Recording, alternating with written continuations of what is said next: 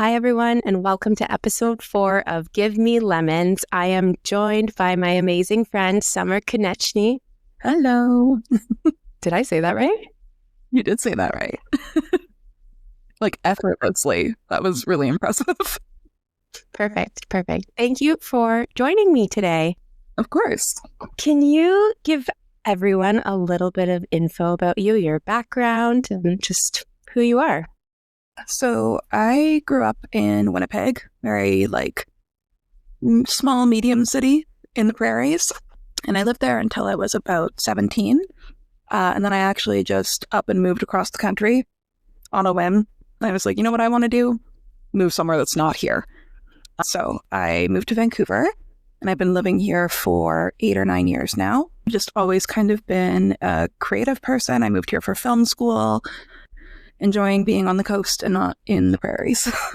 You know, we met through Young Adult Cancer Canada, so I don't really know who you were before your diagnosis. So maybe you can tell me what life was like prior to cancer. Yeah, so I was diagnosed in 2022. So before that, I was actually managing a coffee shop, which I loved. I loved working in specialty coffee. I loved meeting with people and talking with people. When the pandemic kind of allowed us to start opening the shop again, people were really miserable and really hard to deal with. And working with the public was something that just became really draining for me. So I moved on and started working for a small publishing company. And I was there for about a year before I was diagnosed. But yeah, that's kind of where I was at beforehand. So I had recently slowed down my life a little bit, and then the pandemic had slowed down my life a little bit, which honestly kind of eased me into being sick in a weird way. How did you figure out that you had cancer? What was the process, the symptoms that you realized that you were having, and then the process of getting diagnosed? Honestly, I would say a lot easier than a lot of other young adults. But my knee started hurting in the summer of 2021. I was outside and I thought I moved the wrong way or something. I felt kind of a little shift in my knee. I had really bad knee pain that kept getting worse. But I thought I just hold something, move the wrong way. It'll pass like most things do when you're young and you hurt yourself. That fall, my partner and I took a trip to New York for my birthday, which was super fun, except for the fact that I could barely fucking walk because my leg hurt so bad. So when we came back, it was really bad. It was really swollen. It hurt a lot. There was no lump or anything. So I ended up going to physio because I thought that maybe strengthening the areas around it would help. My physiotherapist was great. He tried his best. I mean, he couldn't have fixed the problem. And eventually he was just like, you know what? Talk to your doctor. Get on the list for a CT. You'll get one in 6 months, but at least you'll have an answer. And before I could do that, I woke up one morning and I couldn't walk. I could not walk to the bathroom. It hurt so badly. I felt like I was going to pass out putting any weight on that leg. So my partner, who is an angel, said, okay, so we're going to go to urgent care or the ER. Which one do you want? And I said urgent care because I was like, I'm not going to be the dramatic bitch who goes to the ER because my knee hurts a little bit. And he said, okay, great. Are we getting there by Uber or ambulance? And I said, Uber. I had a fever because my leg was so hot and swollen. I had to go in for everything alone because they had precautions in place. So my partner went to a coffee shop around the corner. I went in, got an x-ray done. The x-ray tech was this very large, burly dude. Oh, okay, just get on the table. So I got on the table, they took the x-ray, and he take the photo, and I hear him from the booth go, so this is the first time you've had an x-ray on your leg? Squeaky little man. And then I was left in a room for 2 hours. I think they were playing a tournament of rock, paper, scissors of who had to give me my results. A med student came in and she was very sweet. And she was like, hey, so there's a very large mass. And I was like, I can't tell you if it's cancer, but I can tell you it has some very concerning properties and characteristics. We're going to refer you to BC Cancer. And then from there, it took about a month to get my full diagnosis after blood work, biopsy, that kind of thing. the reason I say it's easier than most young adults is that my knee hurt. I eventually got an x-ray, and the x-ray was like unmistakably a tumor. In a way, I'm thankful for that I didn't have to go through the ringer of like, well, everything looks fine, because not everything looked fine at all. And what is the actual diagnosis for your type of cancer? Oh yeah, I guess that's important. It's osteosarcoma.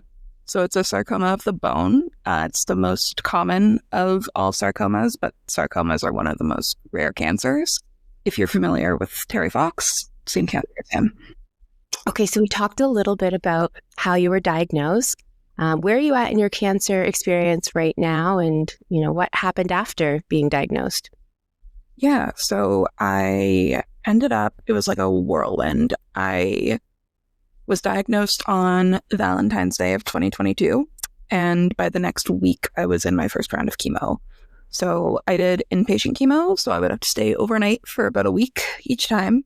I ended up doing 10 rounds of that. I did 6 rounds before my surgery. I had a massive surgery on my leg to allow me to keep it, like a limb salvaging surgery, which is great. And then after the surgery, even though there was no cancer left, they wanted to just be sure and do a couple more rounds of chemo. So they gave me another dose, my 7th dose. And for some reason, I had a god-awful reaction to it. I'd had the drug multiple times before. For some reason, that 7th round nearly killed me. We don't really know why. I had something called neutropenic enterocolitis. It was like an infection of my intestines. The only way to treat it is to put you on TPN, which is like a IV nutrition, and you can't eat or drink anything. So I did about a month of that. I lived, which is great. And then they went, you know what? Still more chemotherapy. And I went, great. But we tried a different routine of drugs. So then I did 3 more rounds, finished that, learned how to walk again after finishing chemo. I was going to ask about your leg, the surgery, if you had a choice, whether you wanted to save your limb or just to amputate completely. So I didn't, but it almost ended up amputated, actually. So the initial plan was always keep the leg. The surgery I had removed a little bit of my femur to put a rod in it, gave me a total knee replacement, and then removed like a third maybe of my tibia and put a rod down into the tibia because my tumor was in like the top of my tibia near my knee. So what they did is they replaced all that with metal, and then they took a muscle from the back of my leg, cut it and wrapped it around my shin and attached it to the tendon in like my knee area. So if I have a very fun party trick that nobody thinks is fun, where if I like think about flexing the back of your calf, like if you think about like, okay, I'm just going to flex the back of my calf, the front of my shin moves.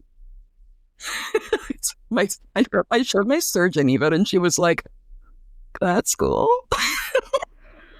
Before the surgery, like my last scan, while they were checking up on it before they put me under the knife, we found the tumor had attached itself to a ton of blood vessels, which is not good because that can make it very complicated to remove. So my surgeon basically sat me down and she was like, can I get your consent for any of the following? The tumor could just pull away from the blood vessels and they could continue on with the operation as planned. I could also get in there and the blood vessels could stay attached, and we need to call in a vascular surgeon to kind of like rearrange and repair whatever we cut. They might need to take some veins and stuff from your other leg and repair it, patch you up, whatever, continue on with the surgery as planned. And she was like, and the third option is that it doesn't pull away and that we can't safely chop it off of those blood vessels or repair them. If that happens, we're probably looking at amputation. And I was like, okay, don't love that one. And her question was, so do you want us to wake you up if that happens? Or do you want us to just continue on and chop her off? Her and my dad were immediately like, oh no, God, just keep her under and like, just do it. And I was like, absolutely not. Like, usually like they're pretty in tune with what I want. That time I was like, no, I cannot go under. Like, I cannot have that oxygen mask on me going under, not knowing if I'm going to wake up with a leg. What ended up happening is the first option, the one I really liked, just pulled right away. Was an 11-hour surgery though. like my mid thigh all the way down to my ankle. A 20-inch scar on my left leg now. I kind of like it. I think it looks cool. It does look cool. It's interesting that your dad and your partner, they immediately were like, oh yeah, just chop it off. Because I think when people are not in this situation, they're like, well, why didn't you just remove the limb? Or why didn't you just get a mastectomy? Or why didn't you just do that? Like, just chop it off. And it's like, it's so easy to say that to someone when it's not your limb or whatever getting chopped off. And like, I thought about it, honestly, because recovering from an amputation is actually easier than recovering from the surgery I had, which was people don't expect. And because there was so much done to my leg, retraining not only my leg, but my brain to operate this motherfucker was really hard to do. Like, it's like, okay, the muscle's not in the place that I left it when I went under. But it was a thought that crossed my mind, but I never asked about it just because I was like, I think I'd prefer to keep it. And there was no risk with like cancer recurrence and keeping my leg because they were taking out all the bone and putting in metal, and sarcoma cannot grow in metal yet. You just got to become bionic and then you'll be good. Exactly. And it's so funny because people don't like know I'm bionic unless I tell them, because it's like all the metal's like under my skin. No one knows. So it's a fun little secret. I was cancer-free for a while. I don't actually know exactly how long. And then just this past summer, I was told that I was having a recurrence. And sarcoma typically goes to the lungs first. I was getting like CT scans every 3 months on my like chest and abdomen just to check up on things. So we caught it while it was very, very small. When we first caught it, it was just like a little dot. And they were like, oh, it's probably nothing. And they were like, but we're going to check on it in a month or in 2 months. And if it's doubled in size, that's a bad sign. We checked on it in 2 months and it had stayed stable. And then 3 months after that, it had doubled in size and brought a friend in the other lung. My diagnosis went from, I think, stage 3B to stage 4, metastatic osteosarcoma, I had a nodule in each lung. Thankfully, the treatment was surgery for each of them. And I had my first surgery in October and my second surgery about 2.5, 3 weeks ago. Now I am cancer-free once more. For now. That's the fun thing about having, especially like a rare cancer, nobody really knows. I can't, like, every time I ask my oncologist for like a prognosis or what they think, I always get the response of like, well, that was curative that time. I'm kind of living on like, I don't want to say borrowed time because there's a really good chance it doesn't come back, but there is also a really good chance that it does. So just kind of hanging out with it looming directly behind me for the rest of my life. And learning how to adjust to that. Thank you for sharing that. I'm sure you know this already, but I have a chronic cancer, incurable, that also is just the elephant in every room. It's fucking scary. You get a lot of people are like, oh, okay. You know, we all could die eventually. Like, that's the answer people get. It's like, yeah, but dying when you're fucking 80 and then dying when you're 30 is very... Yeah, it's really weird. And it's really hard to explain to people because I keep getting the like, oh, but you're good now. And I'm like, define good. Because like, we just don't know. And like, if you look at obviously, like 5-year survival statistics are garbage and don't take into account a lot of things. But that's especially for osteo because I looked into it when I really shouldn't have. The only studies that have been done on pediatric patients. And there's like 1 or 2. And it's like you have a 20% chance of living the next 5 years. That's a really low number when it was 70 before the recurrence. It's always so strange to like try to explain to people like, I'm okay now. But that doesn't mean that a year, 2 years, 3 years, 10 years down the line, that could change. And it's like people can't grasp that. And I'm sure it's the same with you. It's true. People are always like, oh, you know, we all could die. We could all die. But yeah, I know what I'm going to die for. And I know approximately the timeline. If someone said to you on this day, you're going to die, how would you live your life? And I don't think anyone has an answer. I think people have like what they think is an answer or like they make a decision and they stick with it and that's great. But I don't think there's a right answer to that. Since finding out that you had this recurrence, has your perspective on life changed? Because it changed for me, when I got diagnosed, does it change again when a recurrence happens? Yeah, for sure. Because my first treatment, they kept saying curative. They kept saying curative. And they kept saying curative with no like words after that. And now they've said curative this time or curative for like this one. It's a little strange to watch your doctor's like confidence kind of falter. So you said that your cancerversary, the day you were diagnosed, was February 14th. Do you want to talk about like the significance of a cancerversary for you? Cancerversaries like do and don't matter to me. Most of my big ones have landed on days that are already significant. Like my partner and I's anniversary was my biopsy day. The diagnosis day was Valentine's Day. I finished chemo on Halloween. It's always like a trying to celebrate the thing that was there before, despite the thing that happened after. I found with all my bad luck, I'm going to quote bad luck, happens around the same time of year. It's like the same 3 months, like shit just happens to me. I don't either. So from like now until like April, I'm feeling a little weird. I don't like that. Holidays, celebrations, post a diagnosis. Do you still enjoy holidays? Do you still try to celebrate? Do you do things differently now? Honestly, we don't really do like Valentine's Day differently. We did, obviously, the year I was diagnosed. It was a hot date to the oncologist. I made that joke to my oncologist. She did not think it was very funny.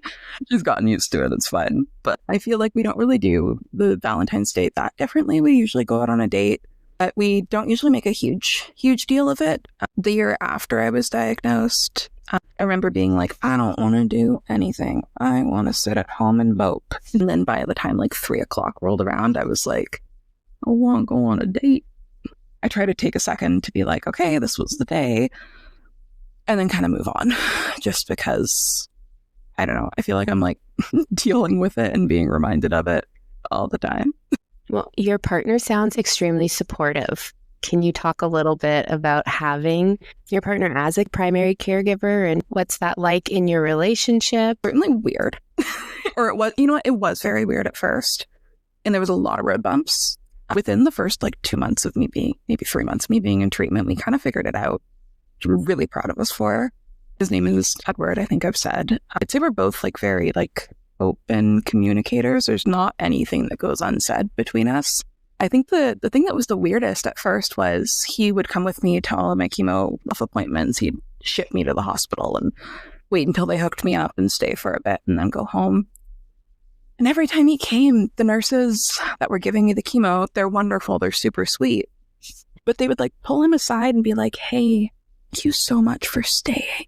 And he would be like, please don't give me a participation ribbon. A lot of people leave their spouse when like this happens. And we've been together for 3 years. And most of the time people leave because it's scary and it sucks. And they didn't sign up for that usually this young. So it was always strange to have nurses and doctors be like, thank you so much for staying with her. Thank you so much for supporting her. I'd have nurses when he left be like, you're really lucky that he's still here. And it just kind of made us both feel kind of icky. We were like, ooh. Yeah, I find that very triggering. The same kind of happens with having a partner who is a stay-at-home dad and like very involved in my son's life. People are always like, he is so amazing. I'm like, I'm the amazing one. I'm the catch. He is just lucky to have me. I'm getting actively poisoned and not crying about it. Can I have a participation ribbon, please? Yeah. And you know what? Like, I don't want to discount our caregivers because they are amazing. Pete and I got married 2 years ago. It says in sickness and health in the normal vows, we didn't say those vows. We did it on a beach, but you sign up to be with the person forever, not just when they're hot or when they're healthy or they're rich. Like, you sign up for them in their worst and their best. Why are we celebrating people for taking care of the people that they chose to spend their life with? Yeah, and I kind of knew about that trope going into things too, of like people leaving. And maybe it was just like a feeling I had of like, ooh, maybe he won't want this anymore when I'm bald and like emaciated and unwell. But in the beginning, I remember sitting him down and being like, this is going to sound weird. And it's not because I want you to, but you can leave. I was so afraid that he'd feel trapped. and that he's too good of a person to peace out. And I was worried that he'd want to leave, but wouldn't. I kind of opened that door for him where I was like, I don't want you to, but you can. Like, I'm not trapping you with this. Like, you can get out of here if you need to. And this was before my treatment had started, but after I was diagnosed. And I had said, like, if you need to go, go now. And his very eloquent response was, you fucking idiot, I'm staying. I'm fucking staying. What do you want for dinner? There was obviously some growing pains, like adjusting to having him be a caregiver because he was working full time and also going to school. Like, he didn't stop either of those things. He didn't take a day. I remember like the one like big thing that we had a problem with in the beginning was I couldn't help out much around the house, around the apartment. So things were getting messy, things were getting dirty, and he was like cooking, cleaning, like doing everything possible to keep it afloat. And there's just not enough hours in the day, especially when he was looking after me and I was like puking every 4 seconds and he was cleaning it up. So he was like, I think we should get a cleaner.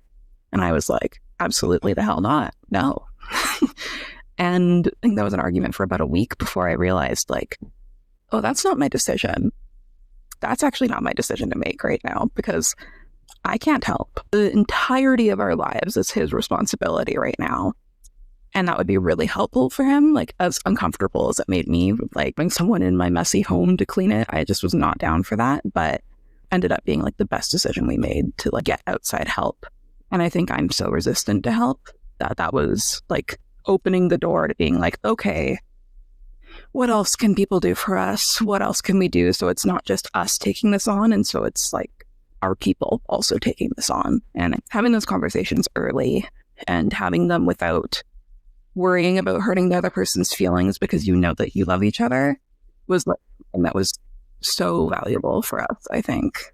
You gave me goosebumps when you were just speaking about that. I think I had an aha moment that I don't want to tell my husband about because I realized I might have been in the wrong, but you said, that's not my decision. And that sent goosebumps over my body because I think I try to control a lot of things, even though I'm not physically able to manage and do all of it. But it's like, I still feel like I should be in charge sometimes. It was really uncomfortable to have that conversation to be like, not only am I wrong, this is not my decision to make. Like, this is something that you need. And you're doing so many things for my needs. And this is technically also for my needs. I need to stop being so stubborn and just let you take the lead. And then obviously, like, coming out of treatment, there was a whole adjustment period. He was very, like, protective and very, like, worried about me leaving the house and stuff, which is totally fair. And, like, not, like, keeping me home and controlling, but, like, being like, okay, text me when you get to your friend's house that you're Ubering to that's 10 minutes away. We made it work, and I think we came out of it, like, incredibly strong for it. I keep saying that we've gotten, like, all of the, like, bullshit that people deal with in their, like, 70s and 80s out of the way now. And I'm going to live till 90. And we're going to have a great rest of our lives where this is not a problem because we dealt with it sooner. We were ahead of the game. Pete and I were talking to someone today about going through something so traumatic together and coming out on the other side. It makes you closer and stronger because there's no ego left after what we've been through. No, this man has wiped my ass. This man has wiped my ass. There's nothing left to be embarrassed about or to like hold above each other or to not talk about. The amount of times he's like sponge bathed me or like done things that would like be relationship ruiners for some people that are just like another Tuesday for us. You come out of it a lot stronger, which I was really thankful for. Obviously, I would not do it again if I was given the choice. Because I think we probably could have come to those conclusions and strengthened our relationship without this. I'm happy that came out of it and not the opposite. That's the point of this podcast is it's not everything happens for a reason and it's not about silver linings and we're not thanking cancer for having stronger relationships because again, to your point, we could have had strong relationships without the cancer. But we love our caregivers and caregivers are sometimes in the form of spouses, partners, parents, grandparents, friends. It could be anybody who's there for you. So we do love our caregivers. So important and so often overlooked by people who provide resources. There's not a lot for caregivers, which is a bummer. Okay, I want to pivot to how we met. I spoke to earlier about Yak and that group, but we actually were in a writing group together, a creative writing group. That's how we originally met. And then we started being on calls together, but originally it was for creative writing. We had like a 4-week peek into each other's soul without knowing each other at all. I think I cried more with you than I have with like my husband. I would come out of those calls and I would book therapy directly after, which was good. It was good. I got a lot out of my system. No, it was really, really beautiful. Highly recommended to anyone who's listening. Even if you're not a writer, they do give you prompts, and it's just a really safe, comfortable place to bare your soul. And we also don't have to bury your soul. There was a ton of people that just like didn't share or didn't share to like the which was totally fine and encouraged. Yes. If you are an oversharer like Summer and I.